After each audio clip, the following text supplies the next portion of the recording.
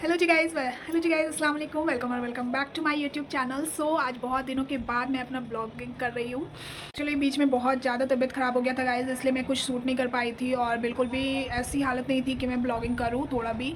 इसलिए मेरा बिल्कुल मूड नहीं था कि मैं कुछ भी शूट वूट करूँ। वो ऑपरेशन की नौबत आ गई थी, मेरे पैर में बहुत प्रॉब्लम हो रही थी, बहुत ज़्यादा ही पेन हो रही थी गाइस। इन दिनों बहुत चक्कर अभी काटने पड़े हैं हॉस्पिटल के, बहुत सारे हॉस्पिटल गई और फिर वहाँ पूछा तो सब जगह बस यही जवाब आया कि बस ऑपरेशन ही कराना होगा, इसका कोई हल नहीं है मेरे पैर का। और फिर ऑपरेशन कराने के बाद भी मसल्स बढ़ते रहेंगे और फिर से ऑपरेशन कराना होगा। बार बार कराने से घुटने में मतलब घिस जाएंगे वो, और 80 साल की बुढ़ी का जो हो जाता है मतलब घुटने घिस जाते हैं, दूसरा चेंज करा कर उसे लगाना पड़ता है, बस वही हो जाएगा मेरे साथ भी। और घुटना कोई काम का नहीं रहेगा फिर पैर। तो इसलिए हम लोगों ने सोचा कि नहीं और भी कुछ लोगों से सलाह ले ले, उसके बाद हम लोग ये कदम उठाएं, क्योंकि पैर का सवाल है, पैर से ही तो हर चीज़ है।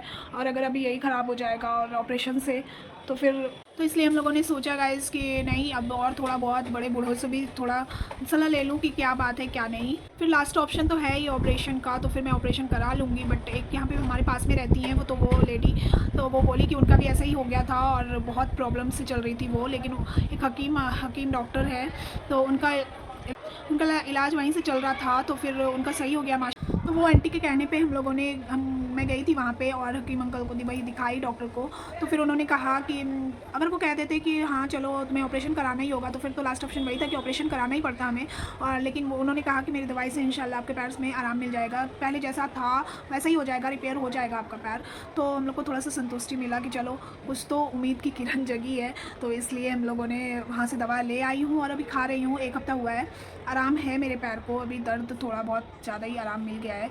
और देखो आगे चल के कैसा होता है बताती हूँ। अगर ठीक हो गया तो आप लोगों को भी हेल्प हो जाएगी थोड़ा, इंशाल्लाह ठीक हो ही जाएगा। और सूजन भी थोड़ा बहुत कम है मेरे पैर की, तो बस इसलिए और वीडियो वगैरह बनाने का बिल्कुल ऐसे में तबीयत ख़राब में बिल्कुल मन नहीं करता। फिर भी मैं शॉर्ट्स वगैरह थोड़ा बहुत डाल रही थी उधर भी, और एक बार ऑपरेशन वहाँ हॉस्पिटल गई थी तो उसका भी मैंने आपको शॉर्ट्स वगैरह दिखाया था।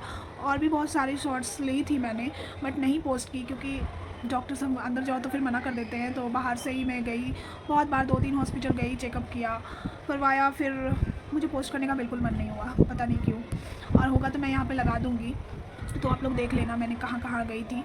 और फिर लास्ट में हमें वहाँ से आराम मिला है, और अगर पूरा आराम मिल जाता है तो फिर मैं आप लोग से जल्द कंसल्ट करूँगी कि अगर जिसको भी अगर प्रॉब्लम हो तो वहाँ जाकर आप लोग दिखा सकते हो। सो गाइज़ अभी मुझे खाना भी बनाना है, मैंने अभी कुछ खाना वगैरह बनाया नहीं है, तो सो गाइज़ मैंने अभी खाना नहीं बनाया, तो मैं अभी जा रही हूँ खाना बनाने के लिए।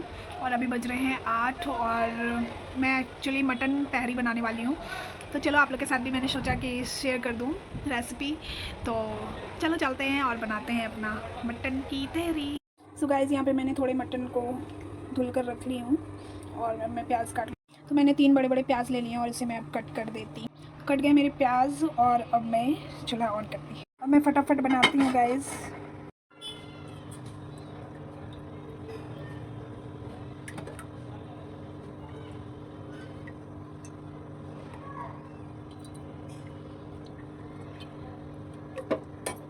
मैं इसमें गरम मसाला डाल देती हूँ, 2-3 छोटी इलायची, 2 बड़ी इलायची, लौंग 4 से 5, और ये दरदरा वाला दालचीनी लकड़ी और तेज, और ये काली मिर्च पाउडर है। और मेरे अभी तक तबीयत सही नहीं है गाइस, गले में मेरी सांसें भी फूल रही है और मेरे गले में एकदम जाम हो रही है बिल्कुल, सर्दी की वजह से। मैं दवा लेकर आई हूँ, अभी तक मेरी तबीयत प्रॉपर सही नहीं हुई है, पता नहीं कब मैं ठीक होंगी। भूख भी बड़ी तेज। हमें इसे गोल्डन ब्राउन होने तक पकाना है प्याज को। ब्राउन हो गया प्याज में, मैं इसे मटन डाल दूँ। मटन मेरे इतने में थोड़ा लग रहा है ना। सो गाइज़ मैंने इसमें अदरक लहसुन का पेस्ट और हल्दी धनिया मिर्ची सब नमक सब डाल दी हूँ। मोबाइल को स्टैंड में लगाने का नहीं था यार, इसलिए मैं दिखा नहीं सकी। और अब मैं इसे थोड़ा भूंज लेती हूँ, फिर उसके बाद इसको सीटी लगा दूँगी। सो गाइज़ गोश्त मेरा भूंजा गया है, बाद में मैंने एक टमाटर ऐड किया था इसमें, और अब मैं थोड़ा पानी ऐड करके इसे सीटी लगा देती हूँ। चावल डाल दी हूँ, अब पानी डाल के सीटी लगा दूँगी। मैंने उसमें 2 ग्लास पानी डाल दी हूँ और उससे बंद कर दी हूँ। अब एक सीटी में बस मैं उसे उतार लूँगी, फिर मैं टेस्ट करके आप लोगों को बताऊँगी कि कैसा बना है मेरा रेसिपी आज का।